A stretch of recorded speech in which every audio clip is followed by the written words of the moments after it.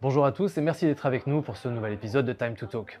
On continue aujourd'hui à l'Hôtel Perpétual sur la rue Jean-Mermoz avec, dans l'univers horloger, une marque qui est une référence aujourd'hui, Wolf, pour les accessoires et notamment ses remontoirs. Alban Funten viendra nous en parler. Et dans une deuxième partie, nous rendons hommage au lieu en interviewant la patronne des lieux qui n'est autre que Nati Temim-Pinto, qui nous fait la joie de nous recevoir et de nous parler de cet hôtel très horloger. C'est tout de suite dans Time to Talk. Bienvenue sur Be Smart for Change. On se retrouve avec Alban Funten qui dirige la marque Wolf pour les marchés France, Espagne Et Andorre. et Andorre. Bonjour Alban et merci. Premièrement, merci de me recevoir, Laurent. On n'est pas dans l'horlogerie, on est dans l'accessoire horloger. Explique-nous un petit peu, Wolf, la marque, ce que vous faites, pourquoi, comment, dis-nous tout. Wolf à la française, mais sinon c'est Wolf. Donc c'est une maison donc familiale de 5 générations qui a été créée en fait en 1834 en Allemagne, qui a aujourd'hui donc 191 ans exactement. Nous avons célébré les 190 ans l'année dernière. Et donc voilà, nous étions fabricants de couverts en argent à la base, en 1834 à Hambourg. Et fabricant de couverts en argent, vous allez me dire, mais alors le rapport.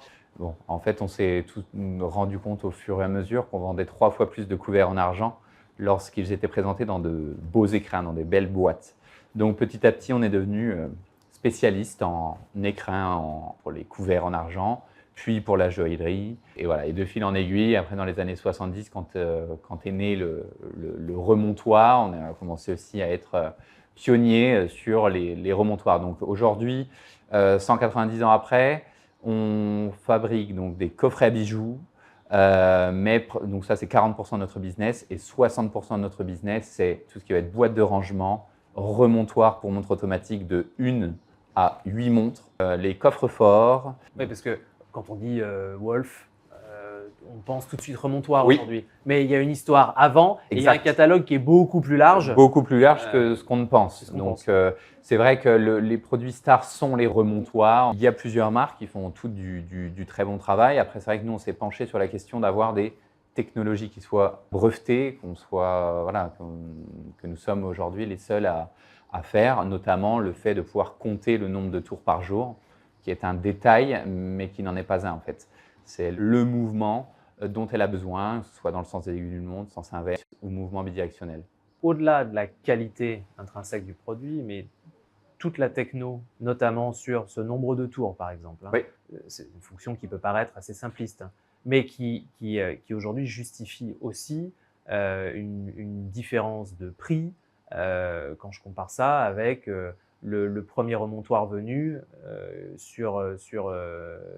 qu'on peut acheter sur Amazon. Alors en fait, oui, donc la première différence va être que effectivement, nous sommes à même de compter le nombre de tours par jour. Tous les fabricants, nous, donc absolument tous, sans exception, sauf peut-être des maisons vraiment toutes jeunes qui se sont lancées il y a 2-3 ans, mais il y en a peu. Mais on a 95% du catalogue, tout est disponible sur notre plateforme où on va on va pouvoir renseigner le modèle de notre montre et directement avoir toutes les indications du nombre de tours par jour. On est les seuls à pouvoir le faire. Et ensuite, par rapport à des produits d'entrée de gamme sur Amazon, etc., nous, quand la montre est dans son écrin rotatif, dans son remontoir, dans son simulateur de portée, parce qu'il y a plein de mots en fait qu'on utilise pour déterminer les remontoirs, la montre ne va pas être sans cesse en mouvement en fait. Et sur le marché aujourd'hui, alors pour ce qui te concerne, France, Espagne, Andorre, ce marché-là, par rapport au gros marché, enfin je dis géographiquement gros que sont les US, Oui, tout à fait. le Moyen-Orient, le reste de l'Europe, comment ça se répartit aujourd'hui? En termes de split sur l'Europe, en fait, il faut savoir qu'on a repris donc, la distribution en direct pour l'Espagne il y a maintenant 7 mois, donc c'est en octobre, et pour la France au 1er avril. Donc, le reste des pays en Europe sont encore en distribution indirecte dans les mains d'agents distributeurs. On verra à la fin de l'année vraiment quel a été le poids des deux, aussi bien de l'Espagne que de la France. Mais le premier marché aujourd'hui pour Wolf, c'est les États-Unis. Tout simplement parce que Simon Wolf, donc le propriétaire, a passé 35 ans aux États-Unis. Donc, les États-Unis, ça représente 40% de notre business.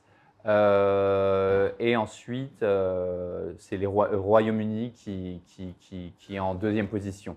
On en parlait un peu en préparant l'émission, la géographie de Wolf aujourd'hui est plutôt à l'ouest en termes de business.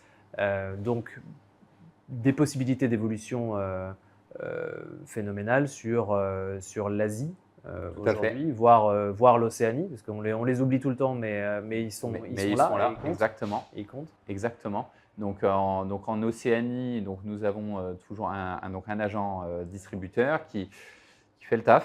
Et ça, c'est vrai que l'Océanie, à très juste titre, tu l'as très bien souligné, c'est important, c'est un marché important. Et l'Asie, bien évidemment. Alors l'Asie, tout est à faire. On a donc les bureaux à Hong Kong. Il y a encore pas beaucoup de personnes, on est en train de monter une équipe. Donc voilà, on y vient. Et voilà, il faut savoir que il y a encore 15 ans, il y avait peut-être 20 employés. Et là, maintenant, on est plus de 200. Donc, ah oui, donc il y a eu une expansion récente. Une expansion, en fait, oui, tout à fait. Une forte… Qu'est-ce qui a propulsé ça d'ailleurs ? Une demande, une vraie culture aussi autour de la culture horlogère, de plus en plus de personnes qui sont informées, qui ont envie d'entretenir leur montre, tout simplement, qui ont envie d'en prendre soin, qui ont envie de les léguer. C'est souvent des belles histoires autour. Donc, je pense que la culture horlogère a beaucoup évolué. Voilà, l'information qu'on peut avoir autour des accessoires est dingue. Et sur le marché aujourd'hui, alors pour ce qui te concerne, France, Espagne, Andorre, tu as le contact direct avec les détaillants. Ouais. Vous êtes présent dans les grands magasins, vous êtes présent chez les détaillants horlogers, bien sûr, et joailliers, parce que ça va souvent de pair chez vous. Vous avez une gamme très large là-dessus. Comment évolue cette relation avec les détaillants ? Parce que l'accessoire horloger, jusqu'à il y a 20 ans, c'était le bracelet. Puis se sont développés d'autres segments, et notamment le vôtre, avec le remontoir, la boîte, le coffret. Comment le produit est perçu aujourd'hui par les détaillants ? C'est une très bonne question, donc merci de la poser. Alors en fait, tout va dépendre de la typologie. Non seulement de la typologie, mais c'est aussi dans l'ADN même du détaillant. Certains détaillants sont très conscients que c'est une bonne manière de terminer une vente et que l'accessoire est donc bien évidemment complémentaire. Il ne prendra jamais le pas sur la montre, mais à partir d'une certaine valeur, c'est vrai que proposer un remontoir, c'est essentiel. Parfois, il y a aussi un manque d'information sur l'utilité première d'un remontoir. Et c'est là où c'est important. Finalement, on parle de remontoir, mais pourquoi un remontoir ? C'est tout simplement, je parle du remontoir parce que c'est le produit phare chez nous, mais en fait, le problème n'est pas que la montre s'arrête. C'est même bon qu'elle s'arrête. Elle a sa réserve de marche, elle s'arrête à un moment donné. Il n'y a pas de problème. Le problème, c'est de la remettre à l'heure. Au bout de certaines années, le fait de la remettre manuellement à l'heure, ça endommage la couronne, malheureusement. Et aussi le fait que toutes les graisses à l'intérieur du mécanisme vont être, si elle n'est pas en mouvement pendant un certain temps, longtemps, des semaines, des mois, voire des années, ces petites graisses viennent se stocker au mauvais endroit. Donc, il faut que ce soit bien distribué, d'où l'utilité d'un remontoir. Donc, si le détaillant a bien ça en tête, tout de suite, ça va être un des arguments pour vendre le remontoir. Mais pas pour grossir le ticket final, la note finale, juste parce qu'ils ont envie que le client final soit satisfait de ce niveau c'est de l'expérience client. Enfin, moi, je vois ça comme de l'expérience client. Oui, c'est de l'expérience client, mais je pense que ça vient s'ajouter. Quand on a un client qui a acheté une montre, 2 montres, 3 montres, au bout d'un moment, on se pose la question, vous les rangez où? Dans un coffre-fort, Wolf, voilà. 20 pièces. Minimum. mais ça vient effectivement, je trouve, pour le détaillant, créer une relation supplémentaire qui va au-delà du simple produit de base pour lequel le client est venu et qui donne une notion de service. Encore faut-il que le détaillant soit formé et prêt à transmettre cette énergie. Et on voit sur les vendeurs qui sont peut-être plus jeunes aussi ou peut-être de passage dans les boutiques, c'est plus compliqué. Mais pour toi, cette formation et cette énergie qu'on transmet au client final, elle est capitale. Ouais, c'est ça qui dépote le stock. Ouais, exactement. Et il y a un gros travail de formation en fait. Et c'est normal finalement, il faut être conscient que pour les détaillants, l'idée c'est de donner la priorité à la montre. C'est ça qui, en termes de valeur, c'est le pourquoi on est là. Mais on en oublie parfois son entretien. Mais son entretien, c'est également primordial. Donc, mais voilà, moi je suis conscient que les détaillants, ce qu'ils veulent, c'est vendre la montre. C'est là où, non pas la marge, mais finalement, c'est là où tu chiffres. Hein, finalement, sur une montre à 14, à 15, à 40, c'est là où tu fais un gros chiffre. Un remontoir, ça demande beaucoup de travail. Est-ce que un remontoir à 5000 où tu dois beaucoup travailler la vente, etc., est-ce qu'ils sont prêts à faire cet effort? Je pense que s'ils sont formés, s'ils savent, s'ils sont convaincus du produit, oui. Les produits parlent un peu pour eux-mêmes aussi à un Tout à fait. certain moment. Tout à fait, tout à fait. C'est l'inconvénient, c'est le volume. Un remontoir, une pièce, voilà, ça va. 2, 3, mais à partir de 4, 6, 8 pièces, on est sur des produits volumineux. Avec des dimensions plus volumineuses. Ce qui marche très bien, curieusement, c'est en vitrine. C'est une bonne alternative. Et les détaillants, c'est vrai que tout l'écrin, on va dire, l'écrin au sens de la boutique, est déjà rempli de chaque corner de marque, etc. Et parfois, c'est dur de s'y faire une place. En revanche, dans la vitrine, il y a toujours… Alors, les centimètres coûtent cher, mais si on donne du protagonisme à un remontoir en fonction, avec des montres à l'intérieur… Et toujours le bienvenu dans une vitrine. Exactement. Avec un remontoir qui tourne, c'est toujours beaucoup plus animé. On arrive déjà vers la fin de l'interview. Une dernière chose, chez Wolf, on achète quoi? Un remontoir programmable, parce qu'on a 2 types de remontoirs, les préprogrammés qui sont l'entrée de gamme et les remontoirs programmables. Donc ensuite, que ce soit un remontoir programmable, une pièce, 2, 3, après c'est suivant le nombre de pièces. Remontoir programmable, une pièce, prix public, on est à… Dans les 800 €. D'accord. 800 €, un 2 pièces, 1600 €. En gros, il faut compter entre 600-700 € par module. Par donc, module un 5 supplémentaire ensuite. Exactement. Donc un 8 pièces va coûter aux alentours de 5000 €. Voilà. Parfait. Alban, merci beaucoup d'avoir été avec nous aujourd'hui. C'est moi qui vous remercie. On suit Wolf de près et on vous souhaite un développement fulgurant sur ces marchés que sont l'Espagne, l'Andorre et la France, bien sûr, Merci dans beaucoup. cette quête de reprendre le business en propre sur les marchés pour le Wolf. Merci beaucoup. Merci. Il y a beaucoup à faire et merci pour les encouragements. Avec plaisir et à très bientôt.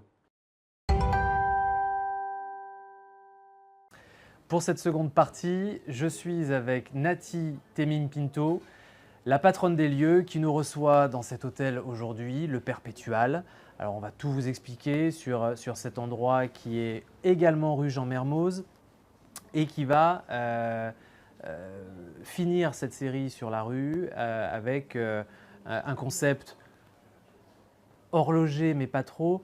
J'en dis pas plus. Bonjour Nati. Bonjour. Merci de nous recevoir. Avec grand plaisir. Et alors, cet hôtel, c'est toi qui l'as pensé, c'est toi qui l'as imaginé. Donne-nous un peu la genèse de ce projet.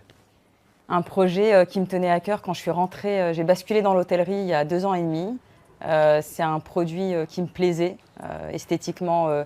Anciennement appelé la Mastan, ça me plaisait. J'ai tout de suite su ce que j'allais faire de ce projet hôtelier et que j'allais basculer dans cette aventure en insérant ma passion que j'ai depuis toute petite, qui est donc l'horlogerie.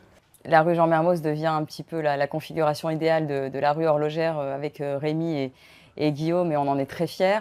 Le projet est arrivé, on s'est lancé dans l'hôtellerie, et quand j'ai vu ce produit, quand je l'ai visité, j'ai tout de suite su qu'en tout cas cet hôtel en particulier, ce qu'il allait devenir, et que j'allais lui donner tout de suite cette empreinte, celle de ma passion, celle de ce qui m'anime depuis tant d'années, et que j'allais lui donner un petit peu ce souffle très horlogerie et très montre que j'avais envie de partager.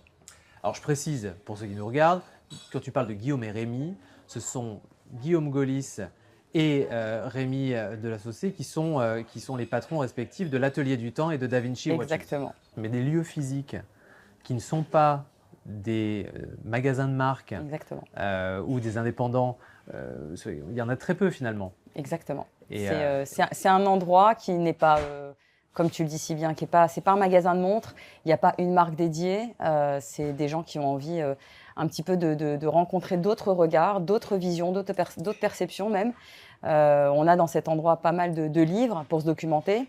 Alors c'est assez intéressant parce qu'on a vu un peu au niveau des check-in et des check-out comment les clients patientent et ouvrent ces manuels qui sont un peu, qui sont pour certains un peu historiques et qui prennent le temps de regarder. Donc personne qui rentre, que ce soit les clients de l'hôtel ou ceux qui viennent pour vivre un petit peu l'expérience du passionné, personne reste indifférent au monde de l'horlogerie. Et c'est ça aussi qui était important pour moi. C'est un petit peu de diffuser cette passion qui m'anime depuis tellement d'années, et je dirais pas combien de temps, mais depuis très longtemps. Et c'est ça aussi qui m'a un petit peu engagée dans cette voie, c'est vraiment ce partage. Alors moi je trouve ça hyper intéressant de voir l'univers horloger, ce qui gravite autour des marques. Bon, il y a la montre effectivement, et ça reste le cœur du réacteur, mais autour, juste avant on était avec la marque Wolf qui fabrique de fabuleux accessoires. Là on est dans le lieu physique qui accueille cette passion.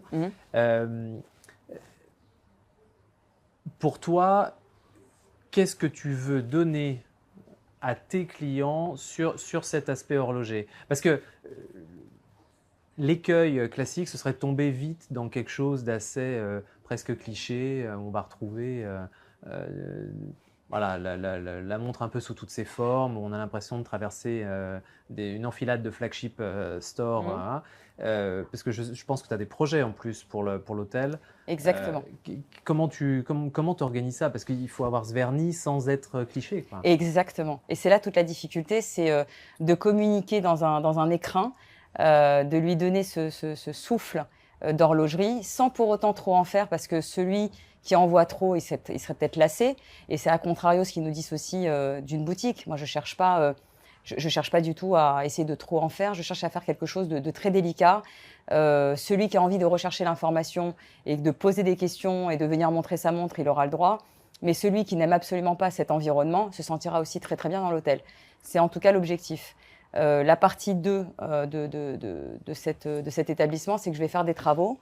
Et c'est vrai que dans la nouvelle décoration qu'il va y avoir et même dans les choix des matériaux, ça sera quelque chose de beaucoup plus subtil qu'une simple décoration. On va retrouver vraiment des matériaux qu'on peut retrouver sur certains bracelets de montre, du brossé, de l'or, du rose gold, des choses qui vont forcément émoustiller les passionnés, mais qui vont peut-être pas tellement influencer celui qui ne veut pas forcément voir le côté horlogerie dans cette nouvelle décoration. Ouais, c'est une proposition voilà. qui va être encore une fois subtile, mais en aucun cas… Mais les connaisseurs retrouveront évidemment ce côté horloger que j'essaye un petit peu de mettre dans le plus petit détail dans les travaux à venir.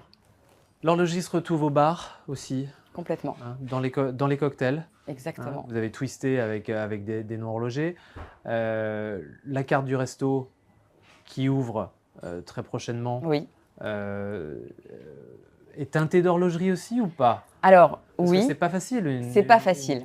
Le but était aussi de donner un petit clin d'œil. Le bar s'appelle Quantième. Le nom de l'hôtel, tu l'as dit, Perpétual, parce que le QP, pour moi, est la plus belle des complications jusqu'à aujourd'hui en tout cas. Alors, QP, quantième Quantième perpétual, voilà. excusez-moi. Et le restaurant portera aussi le nom du quantième. Et on travaille dans la carte italienne qu'on va proposer, on travaille autour de la raviole. Et je trouvais que c'était un joli clin d'œil de proposer une raviole ronde, une raviole carrée, qui peut faire penser à des cadrans de montres. Évoquer des formes de boîtiers, éventuellement. Exactement, mais un petit clin d'œil un peu lointain.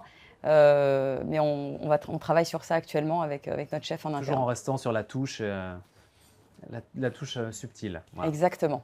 Okay. Exactement, en espérant que ça plaise. Un hôtel à Paris aujourd'hui.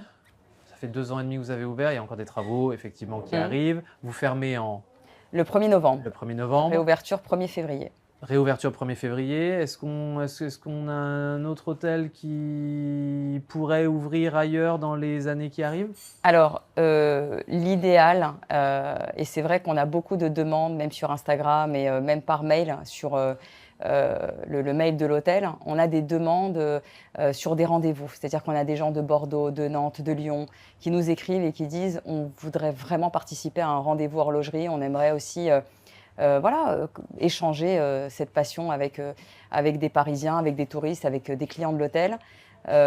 L'idéal, c'est d'avoir un seul perpétual par pays, ou en tout cas, c'est un petit peu l'objectif aujourd'hui. Donc, le décliner sur d'autres horizons, sur d'autres pays, sur d'autres capitales, et qu'il y ait un petit peu son repère et son refuge perpétual dans les 4 coins du monde. C'est un rêve silencieux que j'essaye de mener. Donc, une potentielle collection d'hôtels cette fois-ci qui pourrait voir le jour. Exactement.